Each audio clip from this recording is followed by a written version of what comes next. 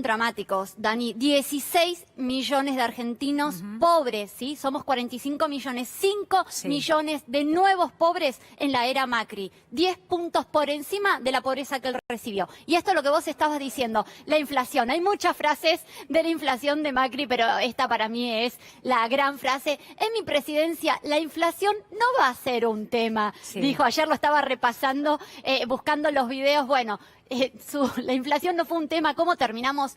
4 años del gobierno Macri, 310% la inflación acumulada, la suba general de los precios en 4 años.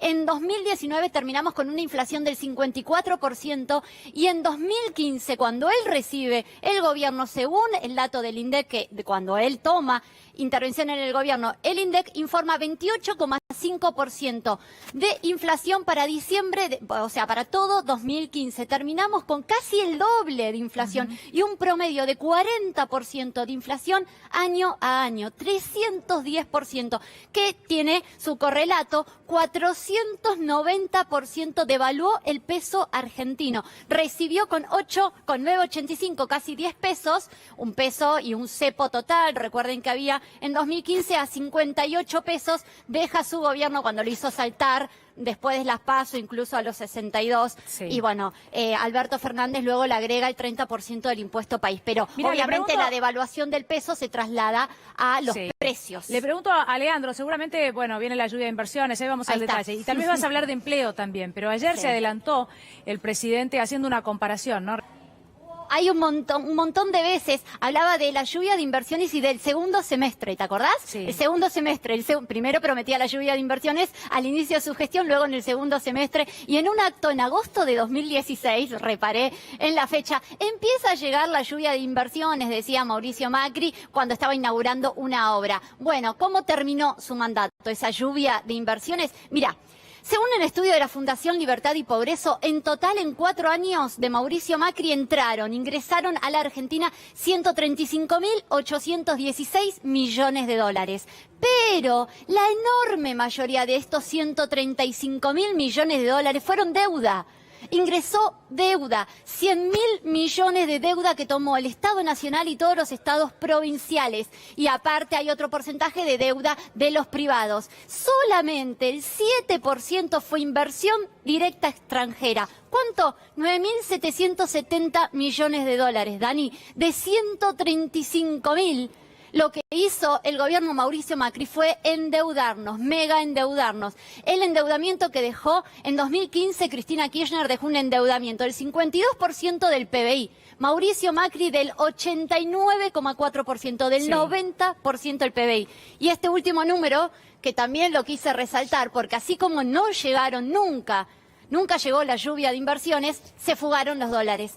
86.000 millones de dólares se fueron de la Argentina, la fuga de dólares, porque promovió, recordemos también todas las medidas políticas que activó en ese sentido y solo dejó 10.000 millones de dólares de reservas netas y una mega deuda, que es el problema que ahora tenemos.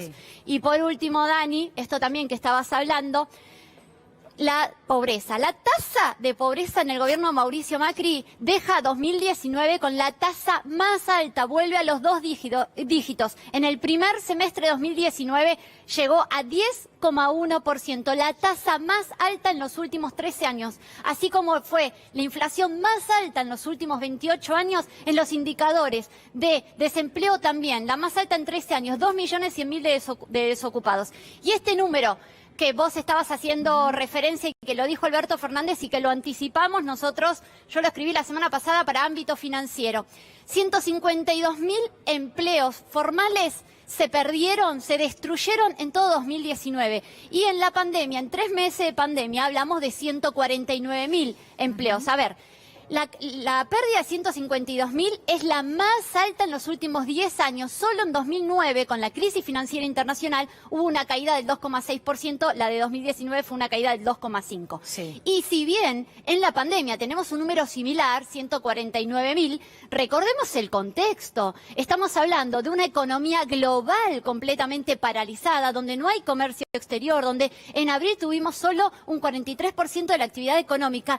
cosa que no sucedió en 2019 y en el digamos un año electoral, con todas las medidas que se habían aplicado. Y otro dato que te aporto, que me decía el Ministerio de Trabajo, es que en junio ya estaban mostrándose datos positivos. Las empresas volvieron a contratar personal, porque la destrucción de empleo de este año, la enorme mayoría, es porque no se renovaron contratos, se jubilaron o se tomaron licencias, no por despidos sin causa. Recordemos que los despidos sin causa están prohibidos por decreto y despidos con causa casi no hubo. En cambio, en la gestión de Mauricio Macri sí fueron despidos. Estos son los datos a tener en cuenta y al analizar, ¿sí? Porque en 3 meses hubo un número similar de todo 2019, pero son solo 3 meses, el año continúa y está en principio, hay dato positivo, están las empresas volviendo a contratar en junio en plena pandemia. Colo, muchas gracias.